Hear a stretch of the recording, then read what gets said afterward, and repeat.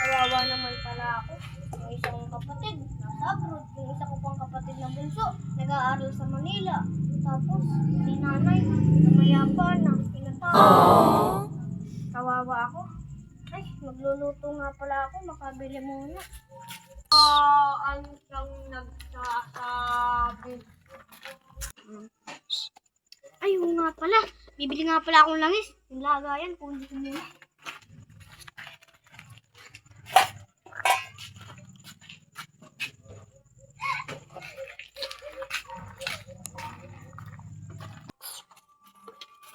Pabili daw pong langis. Sige. Saglit lang, itatakal ko lang.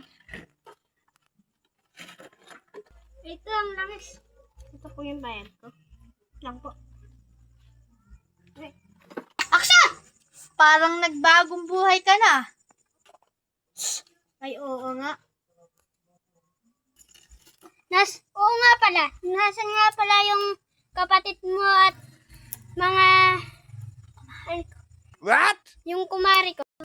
At yung ano ko po, yung dalawa ko pong kapatid ay nasa abroad po yung isang kapatid, si John Renz. At yung isa naman po, si Yun na nag-aaral po sa Manila. Yung nanay ko po, inatake po nung ako'y yung ako po'y pinagalitan nyo, kaya po nagbabagong buhay na po ako. Kaya ka pa naman pala nagbago eh. Naku, kawawa naman ang kumari ko. Aksyon! Oo nga po, mahirap po kasi ang buhay. Sige po, salamat po. Alis na po ako. Buti pa sila, complete family. What? Tigo. Hindi na nagpapadala ang aking kapatid. Baka doon na lang siya nagpapadala sa aking kapatid na bunso. Nangangalakan na lang tuloy ako. Kuya! Di ba yun yung yung nantitip sa atin dati pero ngayon nagbabago na? Oo nga, kawawa naman siya.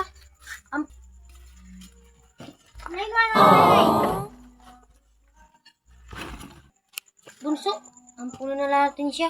Kawawa naman. Sige, sabihin natin kay nanay. Marami na itong nainano ko.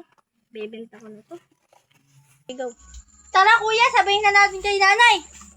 Nanay! Nanay, may sasabihin kami sa inyo. Nanay, pwede ba nating ampunin yung nangangalakal doon? Kasi? Nakakaawa kasi siya. Iniwan na siya ng mga pamilya niya. Ampunin na natin yun. Yung dating nantitrip sa atin. Ah! Sino yun? Ay! Ulyanin naman sila! Aray ko. Grabe ka naman nanay, hindi mo natatandaan yung nantitrip sa'yo dati. Yung anak nung kachismisan mo. Yun yung nanay. Action! Ay, oo nga pala. Yung anak ng kumari ko. Ulianin na kasi ako eh. Sige anak. Ampunin na natin yung anak ng kumari ko. Alam ko na rin naman na nagbago na yun. Yes! Ay, tara kuya, puntahan na natin. Pumayag naman si nanay. Tara! Hoy bata, ampunin ka na daw namin. Sabi ni nanay, kawawa ka naman. Ano po? Ay, bata, wag ka nang malungkot. Wag ka nang umiyak. Sige po. Hintayin ang part 3.